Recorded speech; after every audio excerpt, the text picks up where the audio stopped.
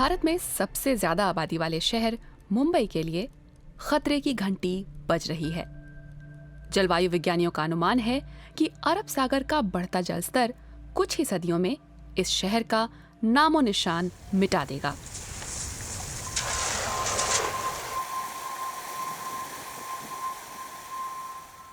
मुंबई के सबसे पहले बाशिंदे कोली थे। ये पारंपरिक मछुआरे पीढ़ियों से समंदर से मछली पकड़कर गुजारा करते रहे हैं, लेकिन अब उन पर खतरा मंडरा रहा है। शहर को तीन तरफ से छूने वाले अरब सागर का जल स्तर बढ़ रहा है। सिर्फ 10 सालों में मुंबई के मछुआरों के कुछ गांवों में तटीय कटाव की वजह से 18 मीटर जमीन पानी में चली गई है। अच्छी बात यह है कि कुदरत ने मुंबई के बहुत सारे तटीय इलाकों में घने मैंग्रोव जंगल दिए हैं जो मिट्टी के कटाव को रोकते हैं। मैंग्रोव तटीय इलाकों में उगने वाले जंगल हैं जो समुद्र और जमीन के बीच होते हैं। ये एक बफर की तरह काम करते हैं जो तीव्र लहरों से जमीन को बचाते हैं। वे स्पंज की तरह होते हैं। वे पानी को सोखकर जमीन पर बाढ़ का खतरा कम करते हैं और हवा में छोटी छोटी बूंदें छोड़ते हैं, जिससे शहर का तापमान नियमित होता है। लेकिन मुंबई के मैंग्रोव खतरे में हैं।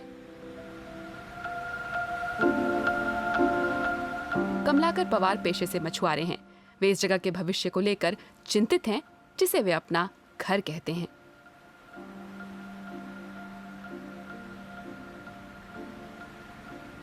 मैंग्रोव को अंधाधुंध तरीके से काटा जा रहा है। पानी में कचरा फेंका जा रहा है। फैक्ट्रियां अपने केमिकल यहां डाल रही हैं। तेल से लदी एक बोट डूब गई थी, जिससे पानी प्रदूषित हो गया। बहुत सारी मछलियां मर गईं। जो बची वे इतनी जल्दी प्रजनन नहीं कर सकती।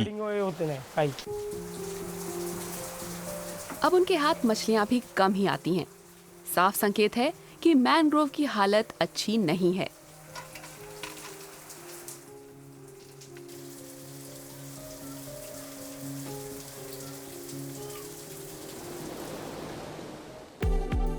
मुंबई के मैंग्रोव के बहुत से हिस्से अंधाधुंध प्रदूषण के शिकार हैं। पिछले कुछ दशकों में 40% मैंग्रोव खत्म हो गए हैं, लेकिन बात यही नहीं रुकती है। अवैध निर्माण हो रहा है। लोग अपने घरों की मरम्मत करते हैं, दीवारें गिराते हैं, फिर उन्हें बनाते हैं। इससे निकलने वाले मलबे को वे मैंग्रोव में डाल जाते हैं।